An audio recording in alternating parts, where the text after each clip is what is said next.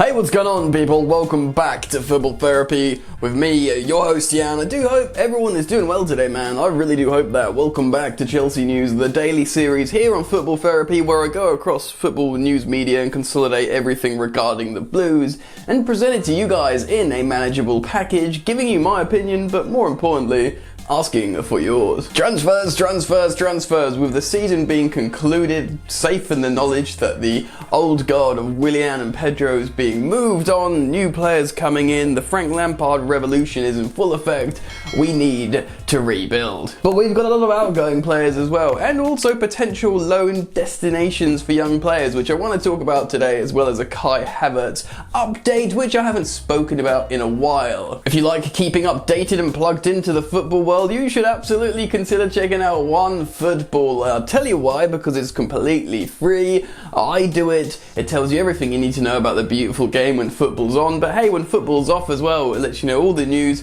transfers, fixtures, everything that happens. It keeps you updated with alerts. Be sure you click on the link in the top of the description to check out the OneFootball app and do yourself the favour, boys and girls. Alright then, let's get into it. Before we get into the big German sensation, let's talk about some highly promising Chelsea youngsters. Super exciting talent in the shape of Conor Gallagher and a big one, Ethan Ampadu. Let's start with Conor Gallagher, probably more recently emerging into all of our consciousness. He is an excellent sort of a number 10 attacking midfielder that was at Swansea. Really highly rated, looks really good in pre-season for Chelsea actually, and the Chelsea hierarchy rate him very highly indeed. Now let's be real, it's going to be very difficult to break into this Chelsea side next season as an attacking 8 or number 10, especially if Chelsea secure the signature of Kai Havertz. So he's going to have to go on loan, and hopefully a decent loan, hopefully a Premier League loan, and it turns out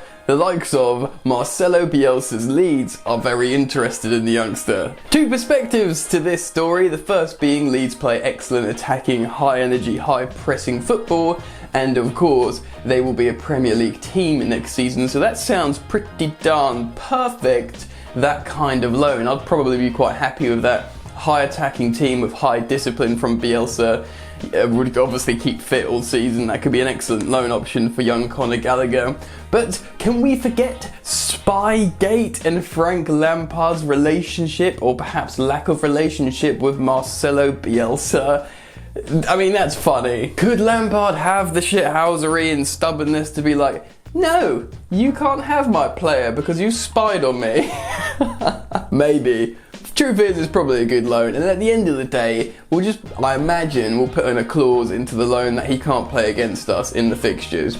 You know, fair is fair. You can have a wicked player that hopefully keeps you up, but you can't use them against us, so there. Generally, I'll be very happy with that, but I'll be interested to see where it goes. Certainly a Premier League loan for young Conor Gallagher would be bellissimo and perfect. Let's move on. Ethan Ampadu, I've spoken about this a multitude of times, how his loan last season to RB Leipzig seemed perfect, not only because of the league or the type of club playing youth, but also the coach and Julian Nagelsmann. It seemed perfect, dude. Anyway, we know it wasn't perfect. He didn't get hardly any game time, but he had a high-profile, excellent performance against Tottenham in the Champions League, where he was absolutely incredible in the defence.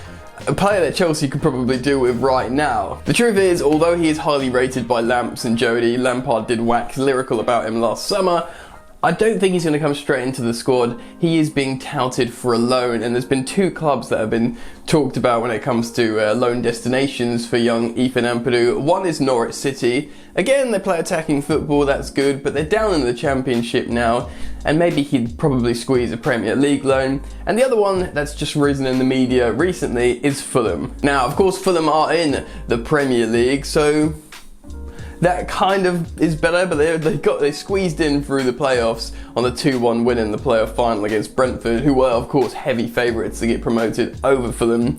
Stylistically, I think Norwich would be maybe better for Ethan Ampadu, but at this point now, he's been on the books at Chelsea for a while, he needs to be playing decent level football, and even if that's being on the ropes in a Premier League season for 8 months or whatever, then so be it. I think regardless, he should get a Premier League loan. And also, going to Fulham, he'll literally be down the road from Chelsea, from Stamford Bridge. He could probably check in with the coaches, with his friends and the squad to keep a rapport and a good relationship going with the team. So I'm backing it. I'd probably prefer him to go to a different Premier League team, maybe slightly higher up the table in terms of established or how well established the team is, but I'm happy with a Fulham loan, and he's going to be massive for us, so it's important he gets a high quality level of football. Now, I'm not going to be talking about defenders, left back or goalkeeper today, but obviously huge problem positions for Chelsea Football Club, and Frank Lampard absolutely think as soon as Havertz is tied up, or even before with how things are going, Chelsea do need to look at getting a goalkeeper as soon as possible, whether that's after they sort out Kepa's wages in terms of getting him on a loan deal. I'm not sure. It's a very delicate and difficult situation.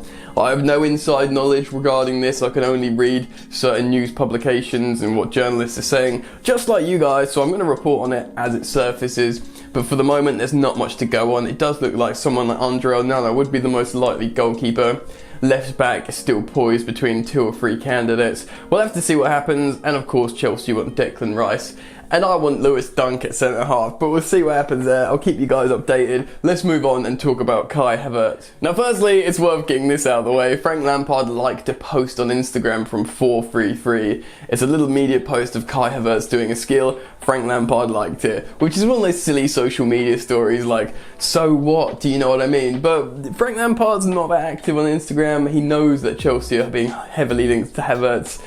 That's going to get flagged up. So why is he doing that? I'm not saying this is a proper news story. It's just one of those things that, well, he's out here liking Kai Havertz posts when he's the manager of Chelsea that's generally not that active on Instagram.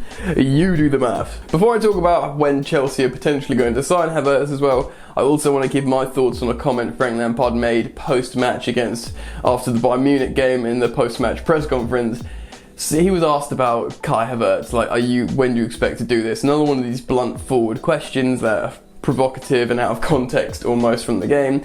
They said, when do you expect to sign Kai Havertz? Out of nowhere that question was, and Frank Lampard says, I don't expect to sign Kai Havertz. Now, of course, a media frenzy or fans might react and, oh, Chelsea aren't signing Kai, but the truth is, Frank Lampard was saying, I don't expect to sign Kai Havertz. I don't expect anything. He was just on the wrong side of a hiding. He wasn't. I think he was just quite clever in his answer to absolutely pour cold water on the question, on the situation, so they've got nothing to work on, basically. I think he was interested in doing that, but by saying I don't expect it, it's like saying I don't expect anything, I'm just working here. Do you know what I mean? I'm pretty sure that's the context in what he said there. He probably got back to his hotel room and that's when he started liking Kai Havertz's media posts.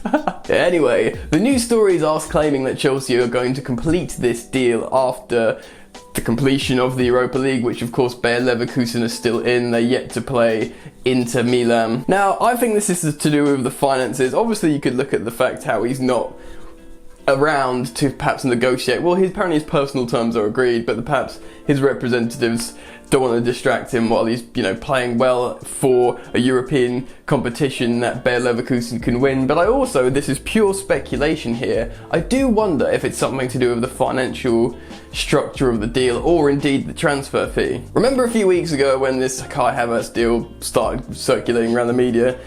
A lot of it was Bayer Leverkusen qualifying for the Champions League was a big factor in their asking price, whether they'd get in the top 4 or not. Obviously they didn't get in the top 4, they finished 5th, which does not give you automatic qualification for the Champions League out in the Bundesliga. So then it was speculated, the price will drop now because they don't have the required finances that they would have had from the Champions League competition. But of course, if you win the Europa League, which they are still in, you get qualification for the Champions League. So maybe they want to ride this out these next few games. If they win it, hell, maybe their price goes back up because they've qualified for the Champions League. If they get eliminated by Conte's Inter, maybe they immediately do business and agree with Chelsea on a previously stated transfer fee. Now, this is not concrete news, this is just me speculating. I'm putting 2 and 2 together. That's what the story originally was, how the transfer valuation of Kai Havertz was dependent on their Champions League qualification. But, no one was thinking about the Europa League, everyone was thinking about the Bundesliga top 4. The truth is, if they go all the way in the Europa League, they might be in a stronger position to be like, we don't have to sell him for that price now. We can financially be stable with this new money. Chelsea are going to have to pay out more. Who knows? Anyway, what do you guys think? I'm really keen to get your thoughts and opinions and all the stories I've spoken about in today's video. Tell me about your thoughts on the loanees or potential loanees of Callum Gallagher and Ethan Ampadu. Where would you like to see them go? Express yourselves about that. Also, let me know your thoughts on goalkeepers and defenders, etc. And Kai Havertz. I want to see it. I want to hear it. Get down in the comment section below. If you've enjoyed this video, drop a like. That means a lot. It supports me a lot. Remember to subscribe to Football Therapy. If you're new, subscribe to my second channel. I'm doing football uploads on there again now. Jan's Yard. You might like it. Enjoy the football, and I'll see you later. You ain't so tough with that bad boy tuck. I'ma get it how I'm living. I'ma walk the walk. Outline my lines. I rap through thought. Body bag the verse. Outlined in chalk. In my life seen trouble, hustle on the double, silence on the trigger like my pick got a muzzle. Yo chick like to guzzle, bad boy stay in trouble. I only love this paper, sorry I don't. I laugh me baby.